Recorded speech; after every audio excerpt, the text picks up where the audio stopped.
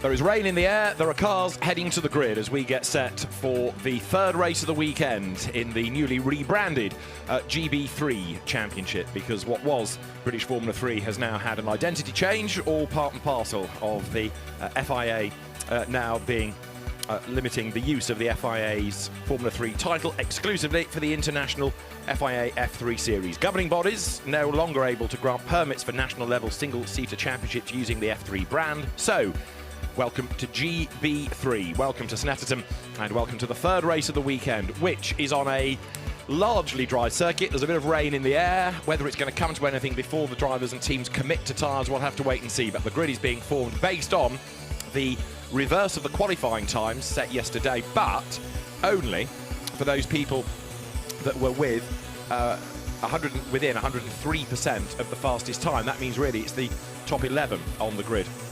It was a wet-dry qualifying session, and so it gives us Mikkel Grundtvig the pole position. Cars heading to the grid on, as far as we know, slicks. If you see a yellow sidewall, it is a slick tyre. If it's unmarked, it is a wet. Race control has declared the race wet, so the teams therefore have to make the choice themselves. As up to the grid there rolls number 55, one of the newcomers, Tommy Smith. It is Mikkel Grundtvig on pole position, David Addison and James Scott trackside. And after James, what we've seen thus far this weekend, we're in for a very lively third race, I reckon. Absolutely right. It was a fascinating battle this morning for the lead, and with changeable conditions on the way. We've had some horizontal rain in the last half an hour or so. It's going to be a fascinating race in the reverse grid race. So who's going to be aggressive? Who's going to look to score the big points on offer here? Now, we've only got one driver on a fully new set of tyres, which is Javier Segura, who starts sixth. There is Rima Jafali, who lines up on the front. Oh, I'll tell you what, she's also on a new set. She is the other driver with a new set of sticker tyres, as you see. Most of them have gone for half a new set, some for a used set of tyres. So that's a bit of a roll of the dice as well. But by the end of what is going to be a 10-lap or 20-minute race, it could be a bone-dry circuit, it could be a soaking wet circuit. Exactly right. We haven't really got a clue what the weather's going to do, because it's been so changeable today. We've had wet parts of the circuit, we've had dry parts of the circuit. The Wilson hairpin has been notorious for picking up a lot of the rain, but if the rain does come and they're all on slick tyres, it's going to make for one slippery track surface and one exciting race from a fan's perspective. Absolutely right. Now, there on pole position is Mikkel Grundtvig, who's already had one reverse grid win. He's nearly had two. He won at Donington, very nearly did the double by doing the same thing at Spa, but he just lost out to his teammate Roberto Faria right towards the very end a couple of weeks ago at Spa. Zach O'Sullivan, incidentally, is the championship leader and has extended the margin yet further after a 17th and a second over the course of the weekend from Christian Mansell and Rhys Ushijima. Green flag is waved then to release the cars onto this final formation lap, and lots of very vigorous weaving to get the warmth into the Pirelli tyre. This is how they line up then. Mikkel Grundtvig, with half a new set, is on pole position with a 14th and a 16th to his name this weekend. Rima Jafali, new set of tyres, 13th and a 17th, ahead of Roman Belinsky, who's been a race winner, and newcomer Tommy Smith for Douglas Motorsport alongside used and half a set respectively. Used and new for Zach O'Sullivan and Javier Segura, 5th and 6th on the grid. Brandon Oxley's on a used set, so is Roberto Faria, who lines up 8th. 9th is Tom Leben on used tyres, and race 2 winner Sebastian Alvarez also on a used set. He will go from 10th. 11th is Oliver Bierman, who was leading until he had a radiator drama. I'll come back to that in a moment in race 2. Bryce Aaron is alongside on half a new set, ahead of Rhys Ushijima, who is on half a set of new tyres. Jose Garcia, likewise, he's 14th. 15th is Christian Mansell, second in the championship, so a lot of work to do here. Half a set of new. Etten Simmons is on half a new set.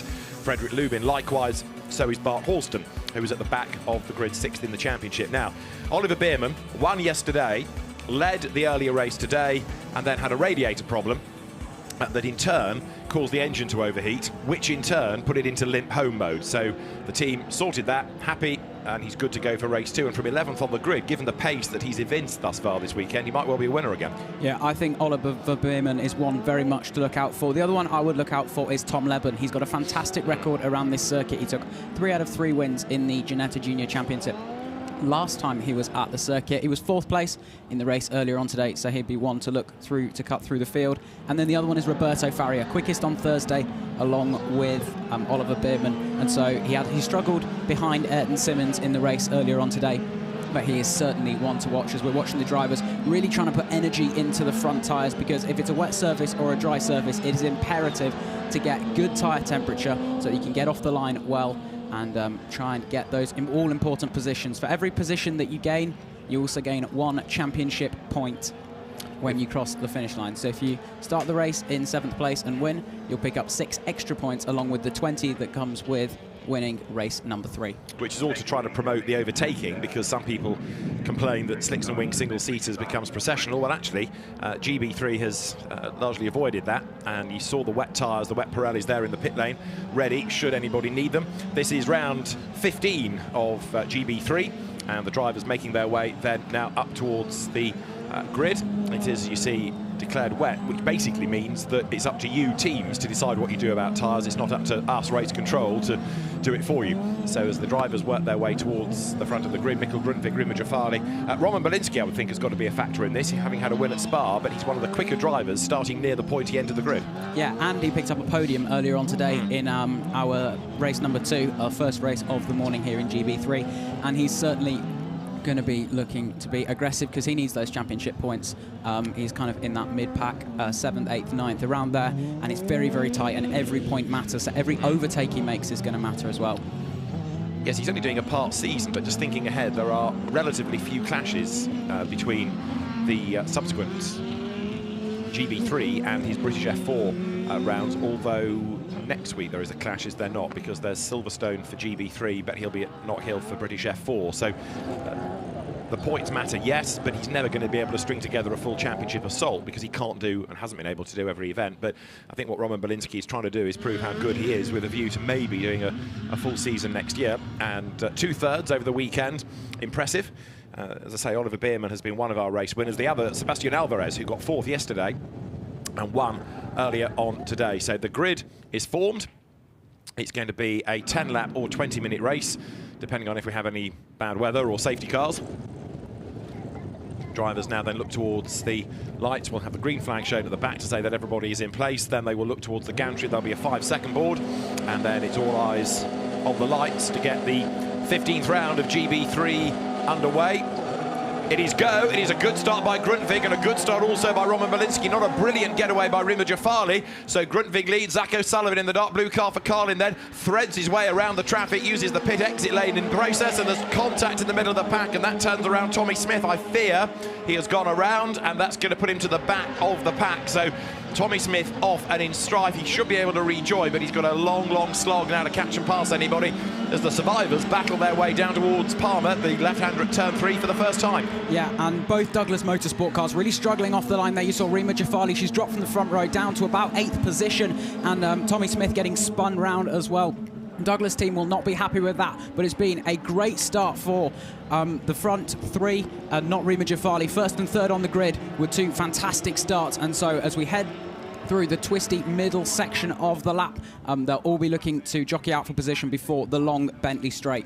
Yeah, Rima Jafali then, as you say, dropping down the field, James, and she's about to lose another place there. Look, because to the inside line goes Sebastian Alvarez, so the race 2 winner on a mission, gaining places all the time. Alvarez 10th on the grid, so 3 wide here. Rima Jafali being mugged again, I'm afraid. Christian Mansell goes one side to pick up a place, so that new set of tyres not working, almost as though they're just not clicking in, as though they're not working properly. Yeah. Whether that's because they're too cold, pass. Yeah, well, you saw all of the drivers trying to really aggressively turn the fronts down the straights on the formation lap, as there was a big lock up there from one of the top 2, as then again they might be struggling to get that temperature into the front tyres. The braking zones will have to be adjusted because the track is going to be still slippery. There was that downpour earlier on. If it's a lock-up, you can almost guarantee it's Belinsky, because Roman is a very, very hard charger, but Mikkel Grundtvig is in the lead, and you get the feeling as well he's on borrowed time here, because the quicker Belinsky is right there behind him as they come up towards the end of lap 1. In 3rd place, going nicely, Javier Sagrera from 6th on the grid. 4th is Zach O'Sullivan, and 3 wide here in the middle of it is Tom Leben. On one side of him tries to go Sebastian Alvarez.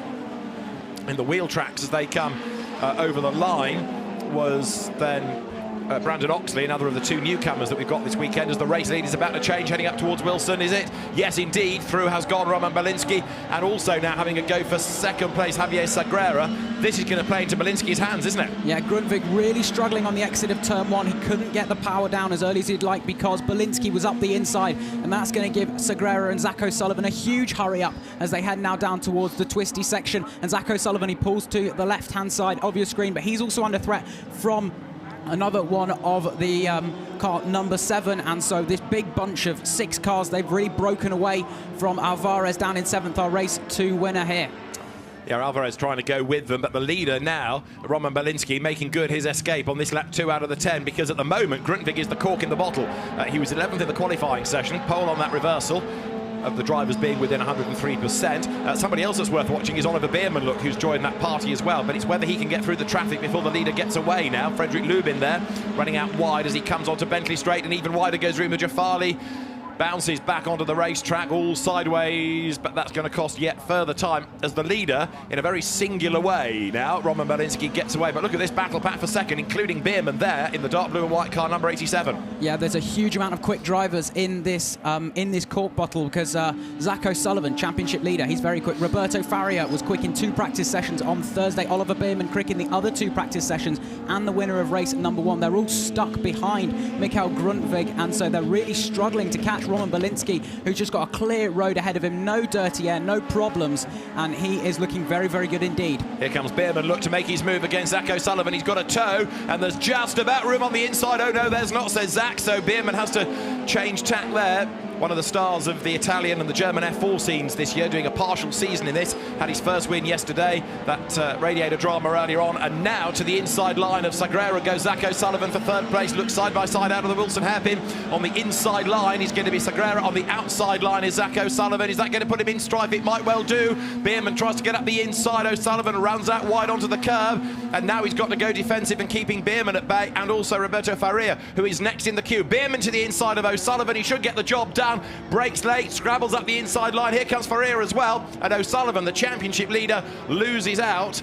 But there's no thought about banking points in this race from Zach, is there? He's having a fight. Yeah, Zach O'Sullivan, you thought he might be a little bit conservative. He's got an enormous championship lead, but in this series, every single point does matter because of the large amount of points on offer in races 1 and 2, and also in race 3 if you make your overtakes. And so this battling has actually allowed Sebastian Alvarez, Ayrton Simmons, they're all getting drawn back in slightly. You see the gap has come down a little bit as Roman Belinsky has just checked out. He is flying a absolute best in the middle sector here on lap 3 from Roman Belinsky. He is looking fantastic indeed. Absolute best in the middle sector, fastest lap of the race, a lead of nearly 2 seconds already, and a battle pack behind that is delaying everybody because Grundtvig might not have the fastest car, but he's got the widest. He's got them all stacked up behind him. There he is. Grundtvig is 2nd. In 3rd place is Sagrera. Now 4th is Beerman. In 5th place is Zach O'Sullivan. So by trying to go 1 up, he went effectively 1 down. And in 6th place is Roberto Faria as they come up towards the line. But Belinsky, as you rightly say, James, has checked out. He's got a monster advantage. It was 1.9. He's already broken the timing beam. We wait for anybody else to do the same. And the gap is now 2.6 seconds as he strolls away from the pack. Yeah, they're all lapping 6 or 7 tenths slower than Roman Belinsky. He is absolutely flying. And you can see the great Murray Walker always said that closing was one thing, passing is another. And Mikael Grundtvig is making his car as wide as he possibly can. He is desperate to hang on to this 2nd place finish, and he's doing a very good job of it at the moment. He's had 1 win this season already, but he'll be looking for some more podiums. He had a podium at Spa, but he'll be looking for another one here at Snetterton. Beerman's just had a big scare, hasn't he? As you see Faria lock up as he tries to get past O'Sullivan, but Beerman ran out wide over the curb and the front launched itself into the air briefly. So hopefully that's not done any lasting damage, but Oliver Beerman is still charging on then, illustrating the pace that we anticipated in race 2, but for the radiator issue that then caused it to overheat to go into limp home mode, we would have seen, but right now he is working his way through the traffic.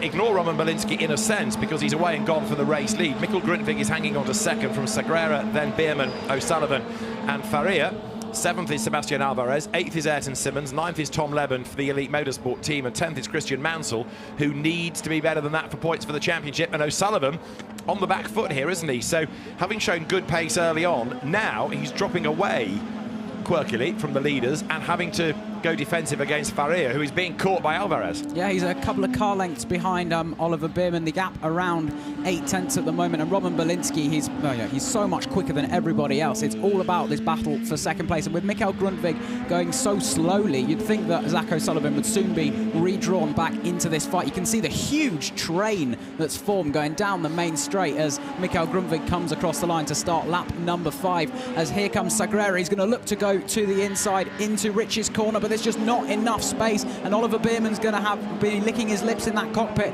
as he's going to go down towards the hairpin, but there's such aggressive defence on show that there's just no way through. It's going to end in tears yet, couldn't it? So it is still Grundtvig ahead. Still third then is Sagrera. Fourth Beerman. Fifth O'Sullivan. Sixth Farrier. Seventh Alvarez. After all of that, nothing actually changed, but not for the want of trying.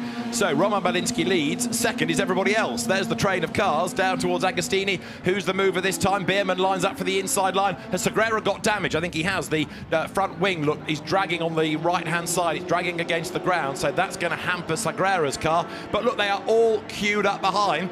Still, Mikkel Grundtvig, in the world's widest Tatius chassis, is able to hang on to the place as Beerman lunges for the inside line. Is that going to work? No, it is not, because Javier Sagrera there sticks out his elbows and somehow hangs on to third place. This is a fantastic show of driving from all of these cars. Ayrton Simmons getting involved with Tom Leben. I said Tom Leben was one to watch as he's looking to carve his way through the field, but no one is able to get past at the moment. Mikkel Grundtvig is doing a fantastic job, and he's actually extended his gap a little bit out towards Sagrera and Beerman, who are squabbling, because with them squabbling behind, there was a huge lockup and someone spun round. Someone has had to take to the grass as well, and that was going to end in tears at some point, and it's happened at the back of the pack. I was about to say something's got to give. I fear that might have been Bart Halston from looking at roughly where the incident happened. But now Oliver Beerman goes for the inside line. It was Bart Halston indeed, as now I think Beerman has done it. Yes, he has. Finally, he's found a way past Sagrera coming through Coram. Sagrera with that damage. Now under attack from Zach O'Sullivan. So it is Belinsky in the lead, to as ever thus. Second, Mikkel Grundtvig, to as ever thus. And then for third place now, Oliver Beerman, yesterday's race winner. Fourth is the rather battle-scarred Javier Sagrera. Fifth is Zach O'Sullivan, who's going to go round the outside in the dark blue car. That is a great move. I know he's got better aero, but even so, round the outside goes Zach O'Sullivan. That was brave. And now Sagrera is going to lose place after place because Faria is up and past him, and Alvarez has a go in the silver car as well. Yeah, he's really struggling with that front wing damage, and you saw Zach O'Sullivan just breeze around the outside of Rich's corner. It's a fast right-hander, but he just had so much more grip. The car just sticking to the ground with that front wing as Simmons and Leben are going side by side down towards the tight and twisty infield section. Is anyone going to look for a lunge? Someone does look for a lunge down the inside, and there is a place gained there through that corner, a little hairpin at Agostini, and this is some fantastic racing in the midfield, looking for every point. That was Alvarez making the move, and it worked for him, so the race 2 winner goes through. And now the meatball flag, the black and orange mechanical warning flag, is being shown to number 3, Javier Sagrera, because of the wonky wings. So the scrutineers think, maybe that's not quite safe. We might need you in the pit lane to get that sorted out, which is bad news for Sagrera. He's doing his best to drive around the problem, but he can't do it indefinitely, I fear. Right, Grundtvig hanging on to second place. There he is. Third, Oliver Beerman, who will catch him, but whether he's going to easily find a way by, we will have to wait and see.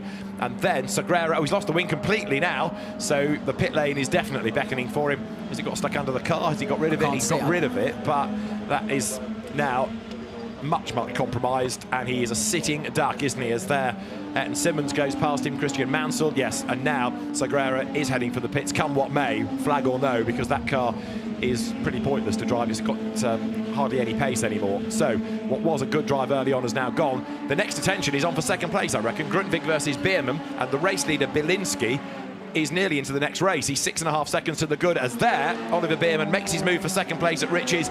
Job done. He's on to lap 7 of 10. Can he close that lead gap? Well, Oliver Beerman was absolutely flying. You saw absolute bests in the middle and final sectors, and he's just set a new fastest lap in total. So Mikkel Grundtvig, the cork in the bottle, but Oliver Beerman has found a way past, and Roman Belinsky, he's 6 seconds up the road.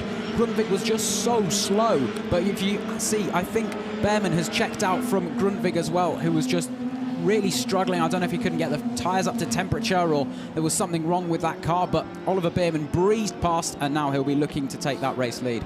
So down they pour in towards Agostini, and there in the middle of it all is Rhys Ushijima. We've not really touched on him because he's one of the championship fighters. He's a long way back, granted, but he is still just about in the mix for the championship in third place. But Ushijima is down in 12th, and Christian Mansell 9th. Now, who are the real winners out of all of this in terms of gaining grid positions? Well, not Bart Halston, who was last on the grid because he's in penultimate place. What about Frederick Lubin? He was 17th and he's up to 10th, which ain't bad. Ayrton Simmons was 16th, he's up to 8th. Christian Mansell 15th, and he is 9th. So there are some that are making good progress, as now Belinsky is starting to be caught by Beerman. He's done the fastest lap of the race, and the sectors are better, but only by a couple of tenths. Yeah, it's looking about 6 or 7 tenths a lap for Oliver Beerman here, and that's not going to be enough with the speed that Roman Belinsky had in those opening 4 or 5 laps. He took the lead at turn 1, and he's never looked back. You can see the gap on your screen. It is enormous. Mikael Grundtvig doing his very best to try and hold on for the podium, but I fears this is Zach O'Sullivan's best chance. He looks as close as he's ever been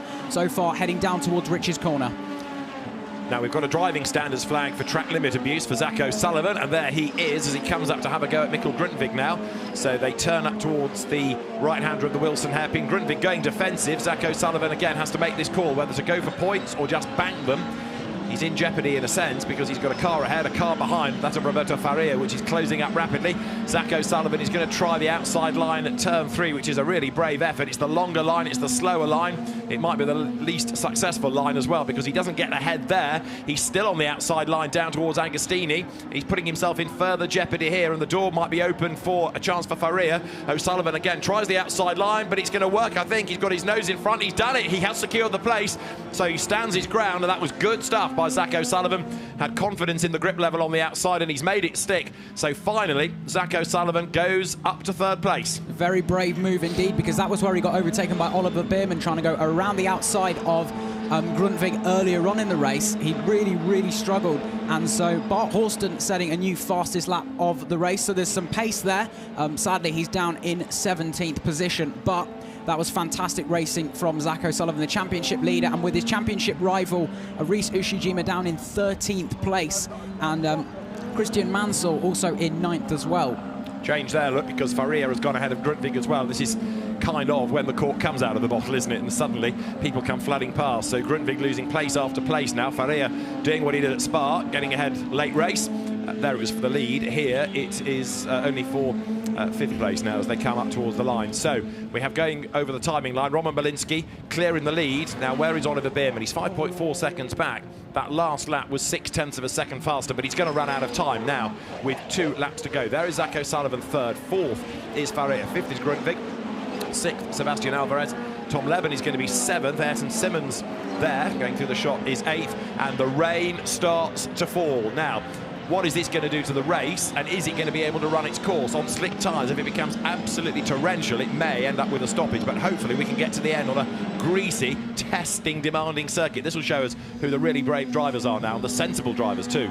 Well, you saw Roberto Faria go really deep into the Wilson hairpin there. That's where the rain has normally come from on this circuit so far today, and he locked the fronts and went too deep into the corner as Grundtvig and Alvarez are going side by side. And Alvarez has got through, so he is up into 4th place, our leader from earlier on, and he'll be fantastic. He'll be very happy with that. He will indeed, as right now we have Oliver Beerman on one graphic being shown as being a long way down the field. On a timing page, he's still in 2nd place, so something strange is happening, possibly to the transponder of Beerman's car, but he is on the timing tower there a long way back. There going through is Roman Belinsky. And where has Beerman gone to? Is this the limp home mode again? Because there, on the end of the Bentley Straight, Zach O'Sullivan is up to 2nd. 3rd is Faria. Rest of the field files through, and I can't yet spot Beerman's car. So Oliver Beerman started this penultimate lap in 2nd place. Now, is it the conditions that have caught him out, or is it this overheating drama again? There he is. So he's still going, but he has fallen way back now into 16th place. That suggests an off, doesn't it? Yeah, I think so. We didn't manage to catch that. Roman Belinsky was still leading. The gap was going down, but now he was scrapping with the Douglas Motorsport car. So that is very strange indeed, as he tries to go all the way around the outside of Tommy Smith as everyone is sliding off. Maybe the rain is falling a lot harder as everyone was going wide out of the final corner. You've just seen the 2 Douglas Motorsport cars. I think that was Rima Jafali who went too wide out to the final corner as well. So everyone must be struggling with the rain that's now coming down. So it was at this corner, we understand that Oliver Beerman ran wide a lap ago, went off the road.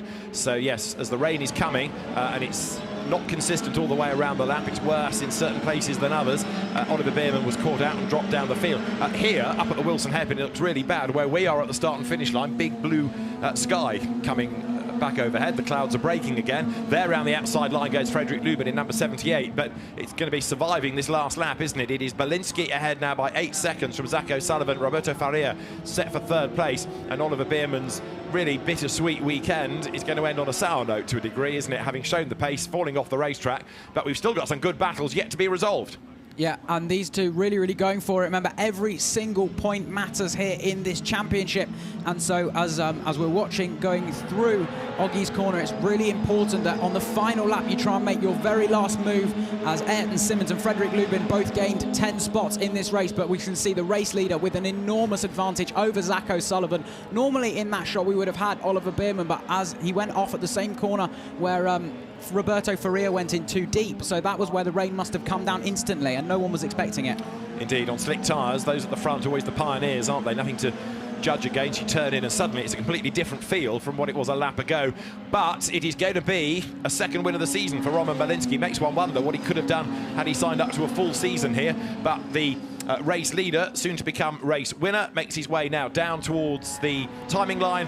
And for Arden Motorsport, Roman Bielinski wins for the second time this season. He's delighted with that, and he takes the flag on a dry road virtually as well after all the weather-related dramas. Second is Zach O'Sullivan. More points for the championship ahead of Roberto Faria for third. And look at the wave of cars for fourth. It's Alvarez from Leben, from Simmons, Lubin, Garfield. Grundtvig is ninth in the end ahead of Mansell, Ushijima, Oxley, Aron. Biermann gets 14th, Smith and Horston next.